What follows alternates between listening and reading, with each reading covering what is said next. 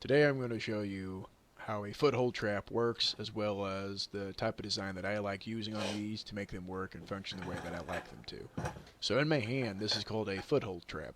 And essentially what this does is it grabs a hold of the foot paw of the animal you're trying to trap and holds it there until you can come to it. So to the left, in my left hand, you see that is a chain. You connect a steel cable, multiple things to hold that in the ground, such as a ground spike, a stake, something to tie around a tree. The foothold has multiple components that makes it a foothold. Those are the levers. That is a jaw. And I'm showing it a little bit better. That is a pan. That's called the dog, which hooks up to the pan. When the animal steps on that pan, it releases that dog, which has those coils that my fingers are on, that activates the jaws of the trap. You can put quad coils or four coils on a foothold trap, but a lot of people stick with two. So today, I just got this from the store. It's already rusty, which isn't really that big of a deal, but I'm trying to make sure that it sets right, and that's how it works. It closes in just like that. So all the components are there. It seems like it's working fine. Nothing really is too wrong with it right now. Some foothold traps are light duty where you can set them with your hands. Unfortunately, this one's a little bit stronger, so you have to step on both sides of the levers to open up the jaws and hook it up.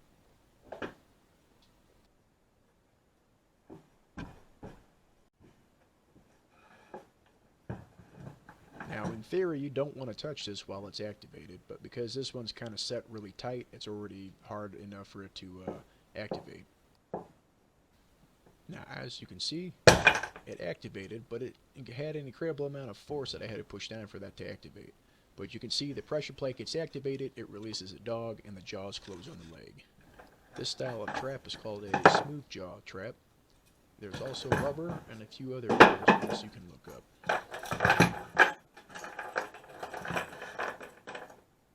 So I'm going to be attaching a steel cable to the end of that chain. And there's a hole there that you can see that you can attach other things to, but I'm going to go through it.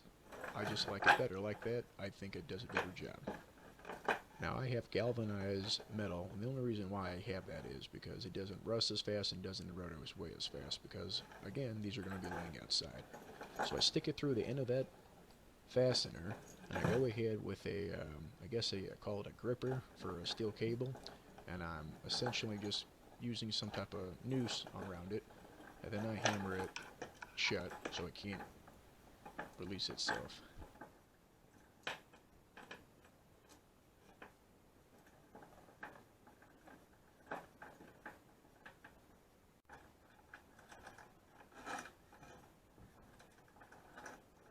So I got my small drill press vise, and I went ahead and tried crimping them together by hand, and it actually worked out a lot better than I thought.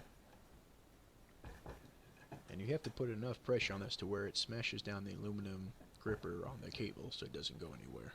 That's what I essentially did for all these traps.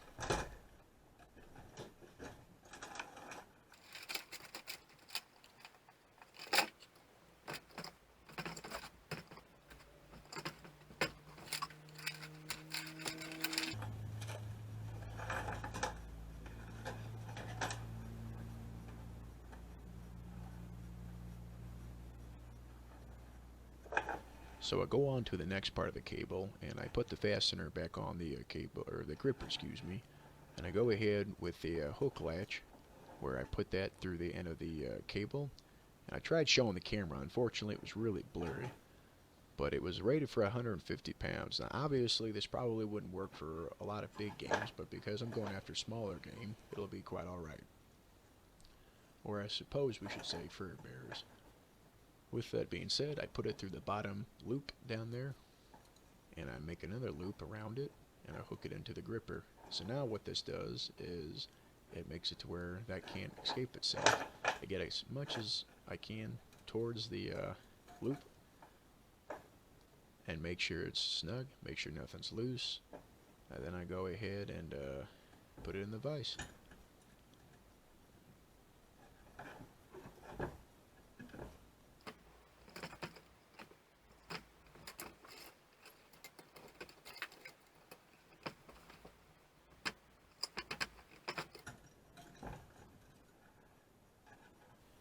just like that, it's secured, and everything seems to fit perfectly. So I take that off, and show you a bigger view of it. I'll make sure the workbench is clear.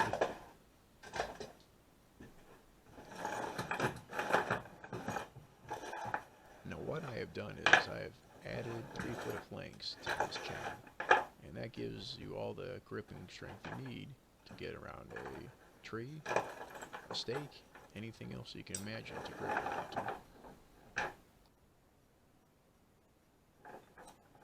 As you can see, if my hand or arm is a branch, you're wrapped around it, and the animal grabs it, runs around, but can't get away because it's connected to an anchor point. And such, it won't be able to get away, and you can essentially get around that big of a tree with it.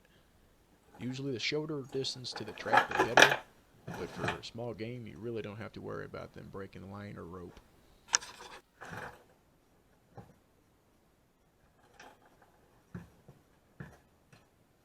Now this is a little bit more intricate than what I was going to originally show in this video, but I thought that if you're sticking around this long, maybe you'd like to go a little bit further. So what I'm pointing at is a dog and how it hooks into the pan. I'm not a big fan of it. The reason for that being is you'll see as follows. It's too hard for the pan to activate the dog, which activates the jaws. And I wasn't really a fan of that because if it's too hard for the activation to happen, the animal won't get caught and your trap won't activate.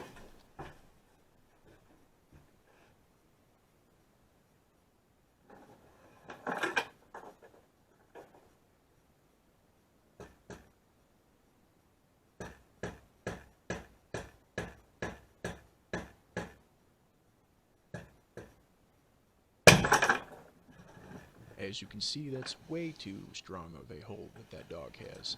And that's not how I like doing things. Even though it's a cheap trap, you can definitely make it an amazing one if you just know a little know-how. So as you can see, there's a small groove where that dog hooks into, and that groove is way too much of an angle that I don't like. I like to have a 45-degree slant where it can slide out easier, and what was causing it to be held was the dog was too good of a fit inside the pan's anchor point. So we're going to go ahead and file it out.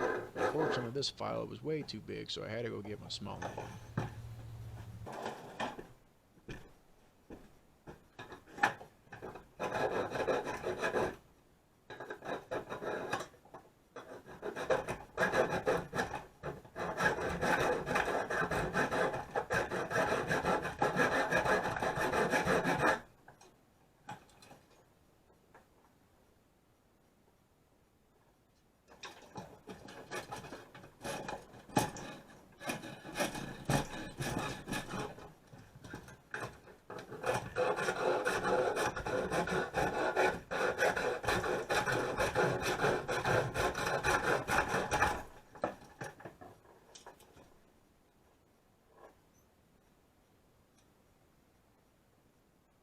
So I filed out the small pocket that dog sat in and made it into a 45. It's still not severe enough, but it's on its way. And so it could release the dog a lot easier, but the dog also needs to be edited.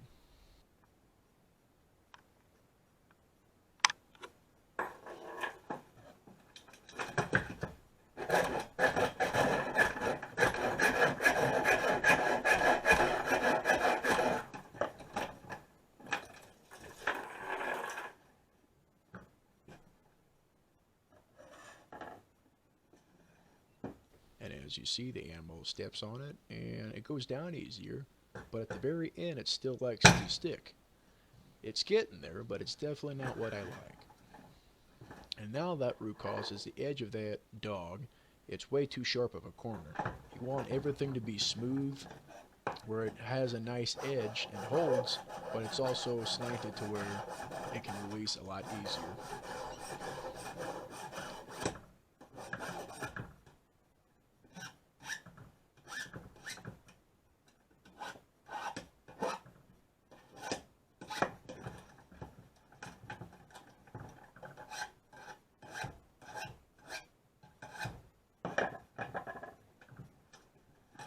So now that we have a nice small radiused edge, as well as it looks like a 45. You can see the edge there.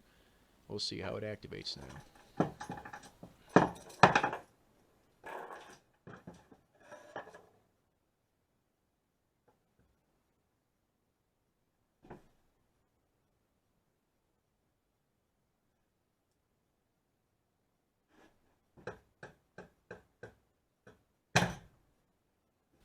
And it's still way too tight, so we're going to go ahead and edit this.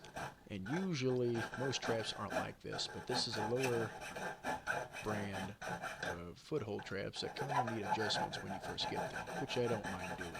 Some of the more expensive kind are ready to go. You don't have to do any of this.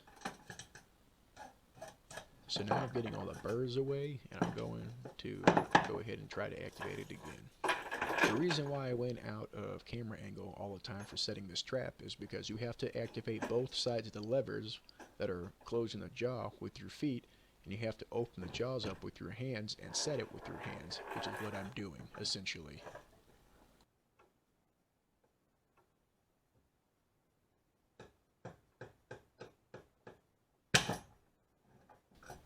We're getting there, but it's kind of iffy, not really, and you can see how I made a hand gesture. I'm not really too excited about it, so we're going to take off even more of an angle on the dog.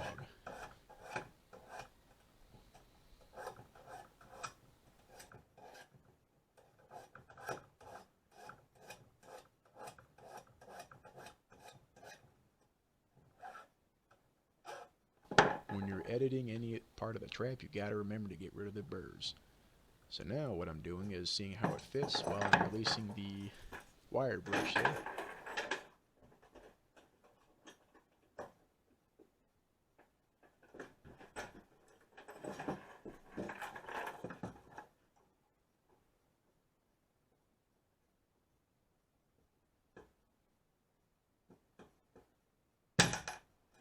It's a lot closer to a hair trigger that I like.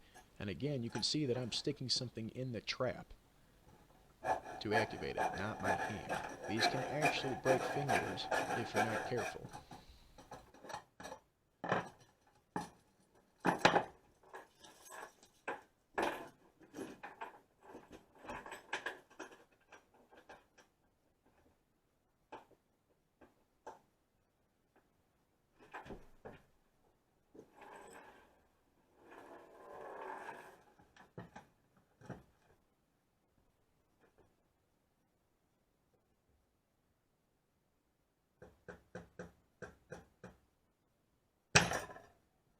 And there you have it. It's at the very edge of when it's supposed to go off, and when an animal is heavy enough to step on it, it will activate it and cause it to snap.